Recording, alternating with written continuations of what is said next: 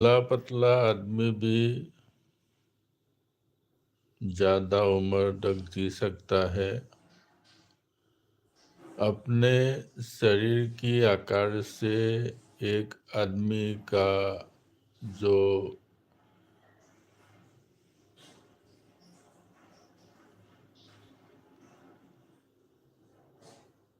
जो अपना एक फिजिकल एबिलिटी का जो माप है, वो माप को नकारा नहीं जाता। एक दुबला पतला आदमी भी फिजिकली बहुत फिट हो सकता है और देखने में ताकतवर आदमी भी फिजिकली फिट नहीं भी हो सकता है। तो अपना जो पैदा होने का समय में जो सही तरीके से अगर पाला पोसा जाए तो एक दुबला पतला दिखने वाला आदमी भी फिजिकली या शारीरिक तौर पर तंदुरुस्त हो सकता है। लेकिन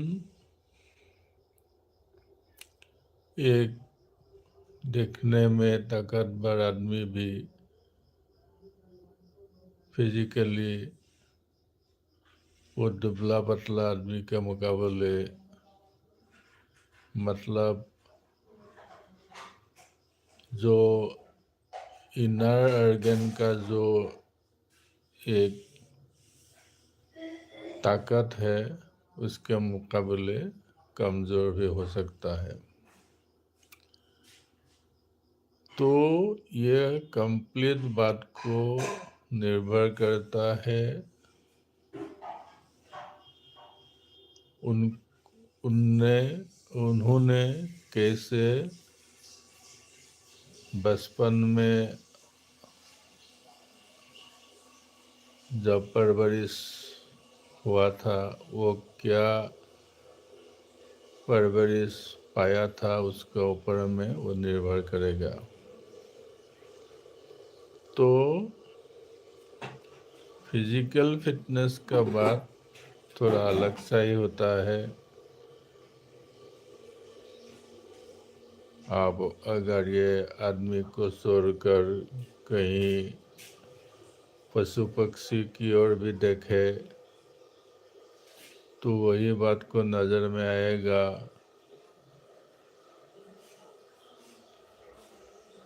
अब उदाहरण के तौर पे ये जो खेत में हल बोया जाता है वो जो बैल होता है कभी कभार ऐसा देखने में आता है एक दुबला पतला बैल भी बहुत समय तक खेत में जुड़ा रह पाता है, लेकिन एक देखने में ताकतवर बैल उसी तरह नहीं कर सकता है। तो ये जो फिजिकल फिटनेस का बात हुआ ये एक अंदरूनी बात है। वो कैसे पैदा हुआ, किस स्थिति में उनको पालन पोषण हुआ, यही चीज़ पर अपना ताकत जो है वो निर्भर करता है। तो फिजिकल फिटनेस के बारे में बात करने से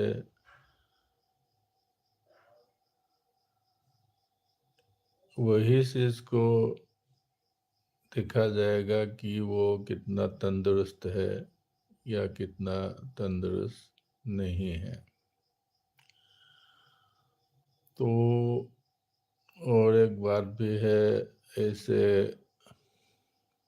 कहा जाता है कि वो 100% फिट है। 100% फिट फिजिकली कोई भी नहीं हो सकता है।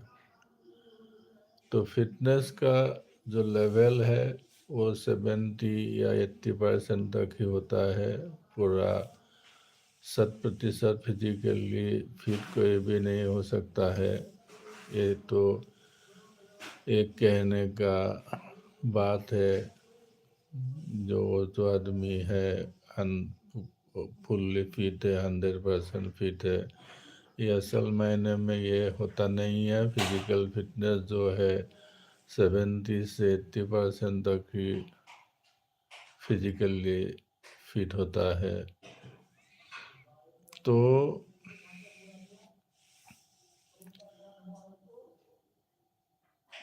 वही जो 70 या 80% फिटनेस है, वही 70 या 80% फिटनेस लेकर ही आदमी लोग को संतुष्ट रहना पड़ता है। कोई आदमी अगर सोचे भी मैं फिजिकली 100% फिट हो, वो तो होता नहीं है। और ये शायद अपना जो टोटल एक कैलकुलेशन होगा, जैसे हार्ट का कंडीशन, लंग का कंडीशन और इनर जो ऑर्गन है ये सभी का कंडीशन, ब्रेन का कंडीशन, ये सब कुछ मिला के जो एक एवरेज जो फिटनेस का एक मार्क आता है, वो लेके शायद 70 या 80% तक ही किसी का फिटनेस लेवल बताया जाता है। भले ही हम लोग किसी को 100% फिट कहे, लेकिन वो 100% फिट तो हो ही नहीं सकता। असल मायने में वो 70 या 80% तक ही फिटनेस होता है। तो मैं ये बात को आप लोगों के सामने अभी रखा हूँ। तो वही जो 70 से लेकर 80% जो फिट जो आदमी रहता है, तो उसी को फुल्ली फिट कहा जाएगा। और बाकी जो है वो तो उससे भी कम आएगा मार्क, क्योंकि ये जो 70 से लेकर 80% का जो फिटनेस लेवल रखते हैं, उनको देखते ही ऐसा लगता है क्या है ताकतवर, क्या तंदुरुस्त है वो। तो बाकी जो आम आदमी है वो तो धर लीजिए कितना रहेगा, 50%, 60%।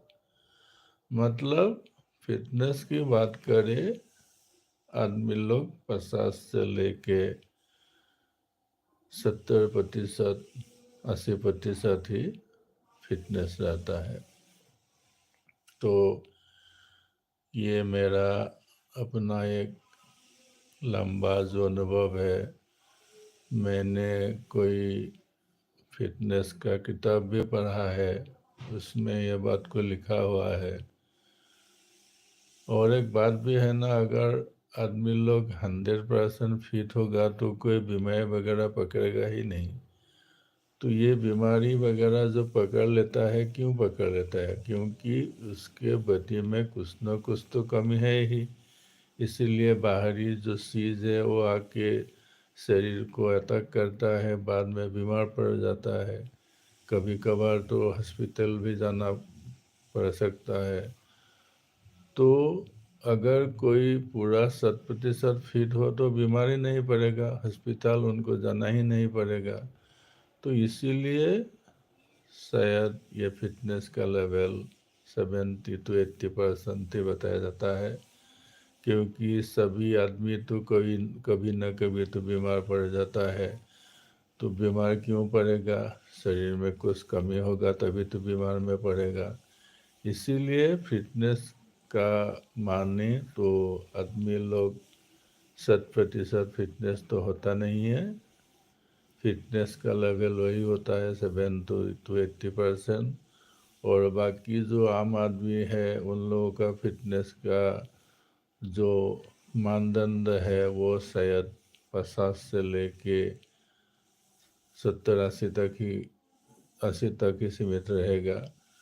और आम आदमी का फिटनेस लेवल वही 50 या 60% होगा। मतलब ये जो प्रतिशत का हिसाब से वो तो जिसका 50% फिटनेस है वो तो आधा ही हुआ ना। तो ये एक बहुत जटिल सवाल है।